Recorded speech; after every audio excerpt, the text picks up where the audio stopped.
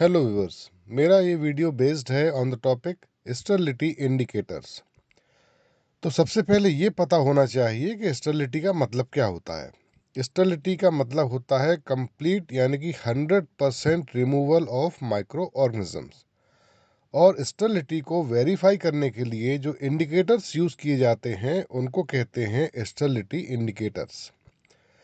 इसे थोड़ा और डिटेल में इस तरीके से कह सकते हैं कि जब भी हम किसी आर्टिकल को स्टरलाइज करते हैं तो स्टरलाइजेशन के बाद ये वेरीफाई करना भी ज़रूरी होता है कि जो पैरामीटर हमने स्टरलाइजेशन प्रोसेस के लिए सेट किए गए थे वो स्टरलाइजेशन प्रोसेस में वो parameters like temperature, pressure, time अपने सेट किए गए स्केल तक पहुंचे भी थे या नहीं, और हमारा आर्टिकल स्टरलाइज हुआ भी है या नहीं।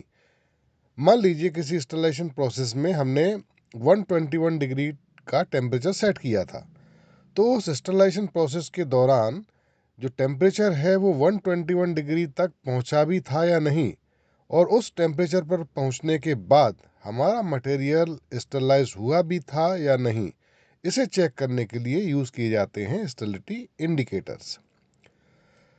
तो ये तो हुई बेसिक बात। स्टेरिलिटी इंडिकेटर्स कई प्रकार के होते हैं, जो डिपेंड करता है कि स्टेरिलिटी पैरामीटर्स के सेट किए गए लेवल को वेरीफाई करने के लिए हम किस ऑब्जेक्ट या किस चीज का यूज कर रहे हैं। लाइक बायोलॉजिकल इंडिकेटर्स में हम यूज करते हैं माइक्रोबियल स्ट्रेंस को। केमिकल इंडिकेटर्स में हम यूज करते हैं केमिकल्स को। मैकेनिकल या फिजिकल इंडिकेटर्स के अंतर्गत हम यूज करते हैं मैकेनिकल डिवाइसेस को, जैसे कि थर्मामीटर, प्रेशर गॉज एक्सेट्रा। और एंजाइमेटिक इंडिकेटर्स में हम यूज करते हैं एंजाइम्स का। तो शुरू करते हैं बायोलॉजिकल इंडिकेटर्स से। बायोलॉजिकल इंडिकेटर्स के रूप में हम यूज करते हैं लाइव माइक्रो ऑर्गेनिजम्स को। किसी भी स्टरलाइजेशन प्रोसेस में सेट पैरामीटर्स को चेक करने का ये सबसे अच्छा तरीका माना जाता है, और ये काफ़ी एक्यूरेट मेथड है, बट थोड़ा सा टाइम कंज्यूमिंग होता है। बायोलॉजिकल इंडिकेटर्स एक स्टैंडर्डाइज्ड माइक्रो ऑर्गेनिज्म की स्ट्रेन होती है, जिसमें माइक्रो ऑर्गेनिज्म की संख्या यानी कि उसकी पॉपुलेशन, उसकी प्यूरिटी यानी कि सिंगल स्ट्रेन की श्योरिटी, और उसकी रेजिस्टेंट पावर यानी कि वह कितने टेम्परेचर और प्रेशर तक जीवित रह सकता है, इसकी जानकारी पहले से होती है। और जो माइक्रोबियल स्ट्रेन इसमें यूज की जाती हैं उनमें स्पोर बनाने की क्षमता भी होनी चाहिए। स्पोर बनाने वाले माइक्रो ऑर्गेनिजम्स इसलिए सिलेक्ट किए जाते हैं ताकि यह भी चेक किया जा सके कि स्टरलाइजेशन प्रोसेस में सेट किए गए parameters spore and spore forming micro organism दोनों को डिस्ट्रॉय कर सकते हैं या नहीं।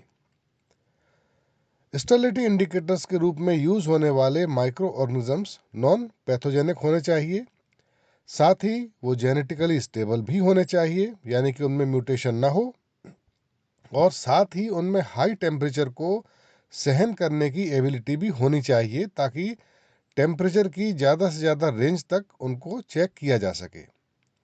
साथ ही साथ इन बायोलॉजिकल इंडिकेटर्स की स्टैंडर्ड कल्चर कंडीशंस, उनकी स्टोरेज कंडीशंस और उनकी इंक्यूबेशन कंडीशंस भी पता होती हैं। बायोलॉजिकल इंडिकेटर्स कई अलग अलग फॉर्म्स में यूज किए जाते हैं, जैसे कि स्पोर डिस्क, बोरोसिलिकेट ग्लास या स्टील प्लेट के बेस पर spore disc, spore suspension and spore tubes. इन बायोलॉजिकल इंडिकेटर्स की ट्यूब या डिस्क को उस मटेरियल के साथ, जिस मटेरियल को हमें स्टरलाइज करना है, उस मटेरियल के साथ स्टरलाइज करने के लिए रखते हैं और एक निश्चित टेम्परेचर और प्रेशर को सेट कर देते हैं। स्टरलाइजेशन की प्रोसेस कंप्लीट होने के बाद उस मटेरियल में से बायोलॉजिकल इंडिकेटर्स की ट्यूब को निकालकर उन्हें कल्चर करते हैं, और इसके बाद दो कंडीशंस हो सकती हैं कि कल्चर ट्यूब्स में माइक्रोबियल ग्रोथ होगी या नहीं होगी। अगर कल्चर करने के बाद कोई माइक्रो ऑर्गेनिजम्स की ग्रोथ ऑब्जर्व नहीं होती है तो ये माना जाता है कि जो टेम्परेचर और प्रेशर हमने स्टरलाइजेशन प्रोसेस के लिए सेट किया था, उस टेम्परेचर और प्रेशर पर और जो टाइम साइकिल है उस पर वह पर्टिकुलर माइक्रो ऑर्गेनिजम्स डिस्ट्रॉय हो गया, यानी कि टेम्परेचर और प्रेशर उस मटेरियल को स्टरलाइज कर सकता है।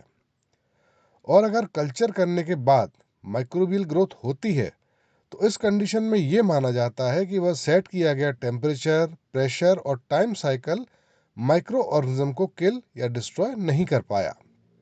मीन्स वह पर्टिकुलर टेम्परेचर और प्रेशर स्टरलाइजेशन के लिए सूटेबल नहीं है, या फिर मशीन उस टेम्परेचर, प्रेशर या किसी अन्य पैरामीटर की जो सेट रेंज है वहां तक पहुंची ही नहीं जो हमने सेट किया था, तभी तो माइक्रो ऑर्गेनिज्म किल नहीं हुआ। इसकी डिफरेंट स्टेप्स को इस तरह बताया जा सकता है। सबसे पहले सही बायोलॉजिकल इंडिकेटर्स को सिलेक्ट करते हैं according to sterilization process, like moist heat method है या ड्राई हीट मेथड है या गैसियस मेथड है, क्योंकि हर मेथड के लिए स्पेसिफिक बायोलॉजिकल इंडिकेटर्स अलग अलग होते हैं या स्पेसिफाइड होते हैं। इसके बाद बायोलॉजिकल इंडिकेटर्स को लोड या जो मटेरियल है जिसको स्टरलाइज करना है उसके बीच में या किसी चैलेंजिंग पोजीशन में रखते हैं। फिर स्पेसिफिक कंडीशंस के साथ मटेरियल या लोड को स्टरलाइज किया जाता है।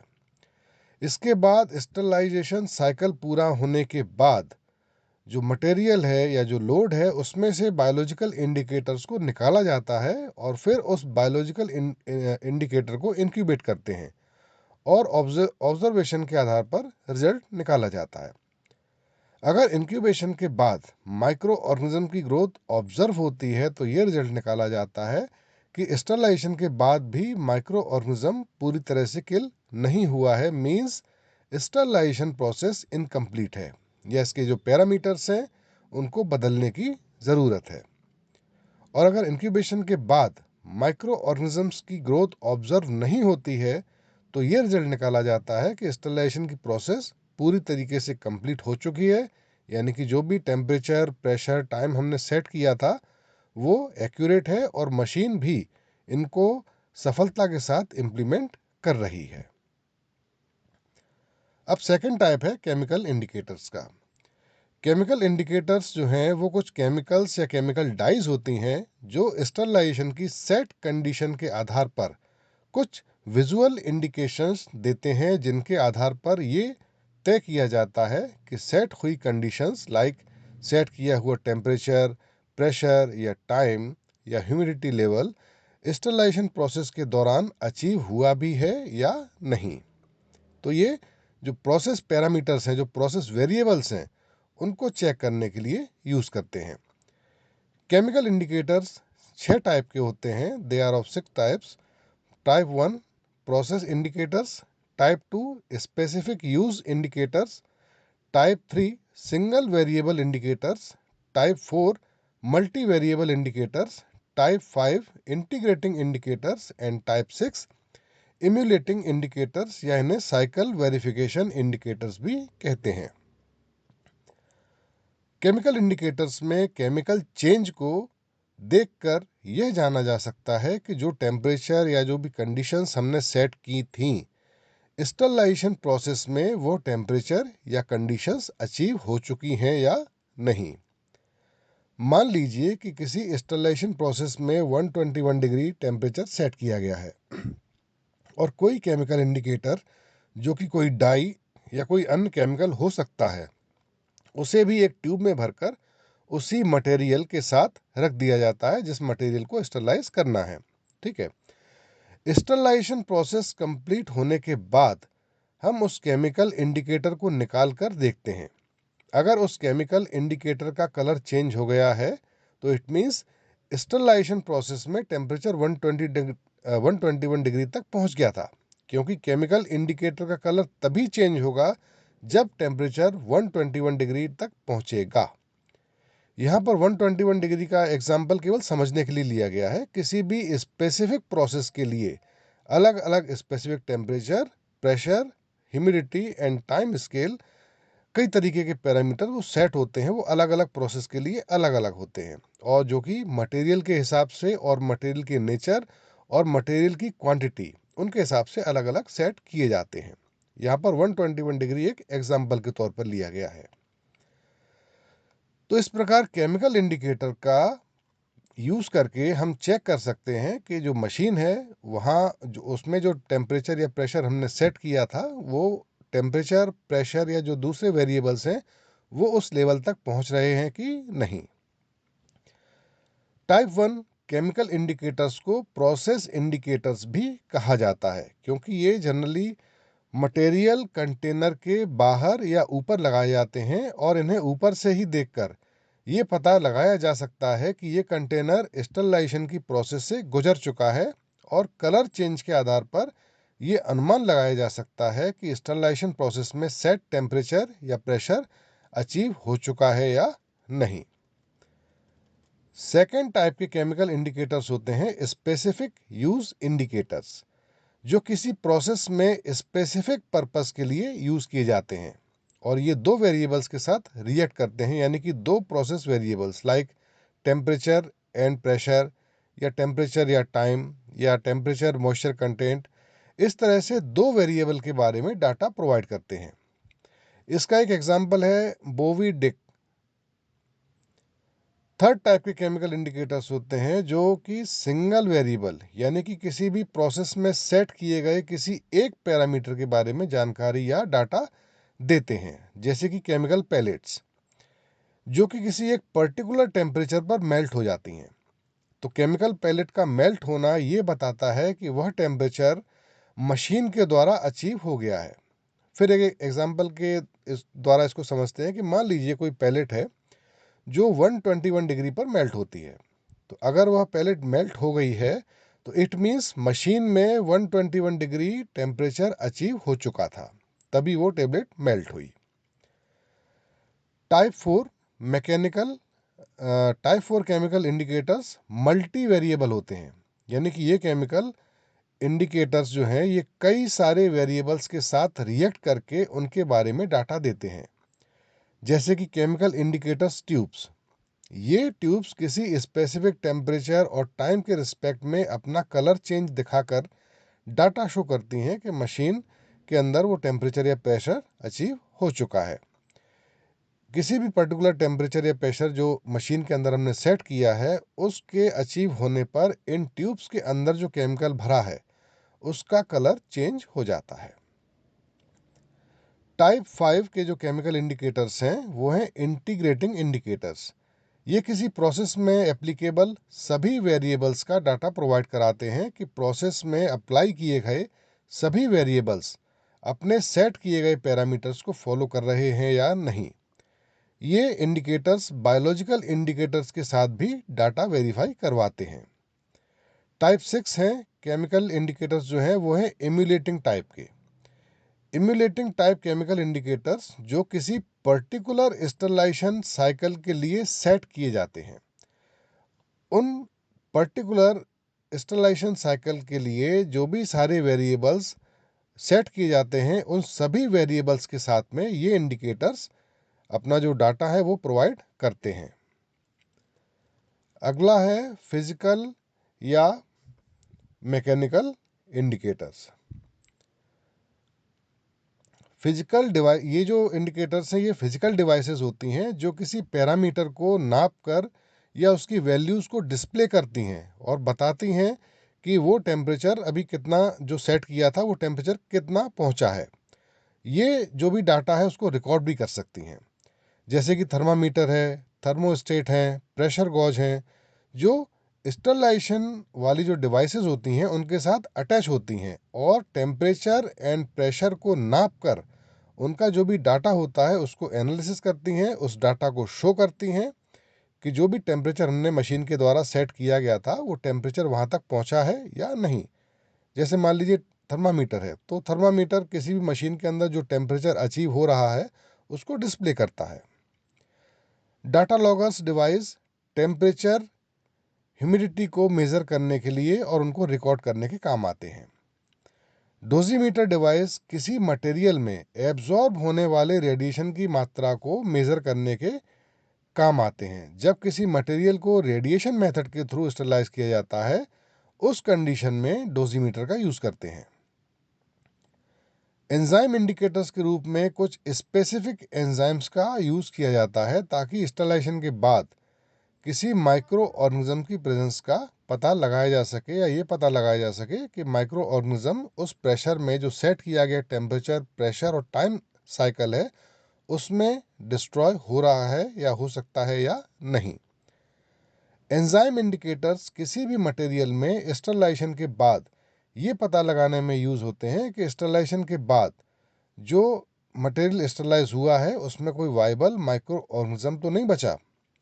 एंजाइम इंडिकेटर्स मेनली यूज किए जाते हैं गैसियस स्टरलाइजेशन की प्रोसेस को इवेलुएट करने के लिए। एंजाइम इंडिकेटर स्टेरिलिटी इवेलुएशन का बहुत ही एक्यूरेट, क्वांटिफाई और रैपिड रिजल्ट देते हैं। स्टरलाइजेशन की जो क्वांटिटी है उसका पता विद इन सेकेंड्स लग जाता है। एंजाइम इंडिकेटर का मेन एग्जाम्पल है adenylate kinase and thermostable adenylate kinase. अब देखते हैं कि एंजाइम इंडिकेटर किस तरीके से यूज किए जाते हैं। Thermostable adenylyl kinase high temperature पर भी स्टेबल रह सकता है। एडिनाइलेट काइनेज जो लाइव सेल्स हैं उनमें पाया जाने वाला एक एंजाइम है और एनर्जी मैनेजमेंट के लिए जिम्मेदार है। इसकी जो प्रेजेंस है और एक्टिविटी उसको मेजर करने के लिए बायोल्यूमिनेसेंस का यूज किया जाता है। ल्यूमिनेसेंस को ल्यूमिनोमीटर से मेजर करते हैं। एक एंजाइम इंडिकेटर को स्टरलाइज होने वाले मटेरियल के साथ रखते हैं। जो एंजाइम इंडिकेटर है उसको जो भी मटेरियल हमको स्टरलाइज करना है उसके साथ रखा जाता है और स्टरलाइजेशन की प्रोसेस पूरी होने के बाद एंजाइम इंडिकेटर को निकाल कर उसका बायोल्यूमिनेसेंस यानी कि उसमें जो रेडिएशन एमिट हो रहा है, जो लाइट एमिट हो रही है, उस ल्यूमिनेसेंस को नोट किया जाता है और उस जो बायोल्यूमिनेसेंस है उसकी इंटेंसिटी से एंजाइम की मात्रा का पता लगाया जा सकता है। क्योंकि स्टरलाइजेशन की प्रोसेस में एंजाइम जो कि एक बायोमोलिक्यूल है वो भी माइक्रो ऑर्गेनिज्म के साथ डिस्ट्रॉय होगा। तो इस बायोल्यूमिनेसेंस की रिलेटिव जो जो बायोल्यूमिनेसेंस है उसकी जो इंटेंसिटी है उसको रिलेटिव लाइट यूनिट के रूप में नोट किया जाता है। तो स्टरलाइजेशन की प्रोसेस में जितना ज़्यादा एंजाइम डिस्ट्रॉय होगा उतना ही कम ल्यूमिनेसेंस आएगी, क्योंकि जो ल्यूमिनेसेंस है that is directly proportional to the enzyme concentration. और स्टरलाइजेशन की प्रोसेस उतनी ही इफेक्टिव मानी जाएगी, यानी कि जितना एंजाइम जितना ज़्यादा डिस्ट्रॉय होगा ल्यूमिनेसेंस उतनी ही कम होगी और उतना ही ज़्यादा इफेक्टिव स्टरलाइजेशन की प्रोसेस को माना जाएगा। और अगर बायोल्यूमिनेसेंस ज़्यादा आ रही है मीन्स एंजाइम काफ़ी मात्रा में भी बचा हुआ है, इसीलिए वो लाइट एमिट कर रहा है। तो इस तरीके से जो बायोल्यूमिनेसेंस है उसको मेज़र करके एंजाइम की जो क्वांटिटी बची हुई है उसको पता लगाया जा सकता है और उससे ये पता लगाया जा सकता है कि जो स्टरलाइजेशन की प्रोसेस है वो कितनी इफेक्टिव है। बायोलॉजिकल इंडिकेटर्स माइक्रो ऑर्गेनिज्म की डेथ के बारे में डायरेक्ट इंफॉर्मेशन देते हैं। केमिकल इंडिकेटर्स अपने कलर चेंज को शो करके ये बताते हैं कि प्रोसेस कितनी इफेक्टिव है। मैकेनिकल या फिजिकल इंडिकेटर्स किसी डिवाइस के साथ अटैच होकर डाटा वेरीफाई करते हैं। और जो एंजाइम इंडिकेटर्स हैं वो अपने ल्यूमिनेसेंस वैल्यू से बहुत कम टाइम में बहुत एक्यूरेट रिजल्ट्स या डाटा प्रोवाइड करते हैं। तो ये था video about the biological indicators. Thanks for watching.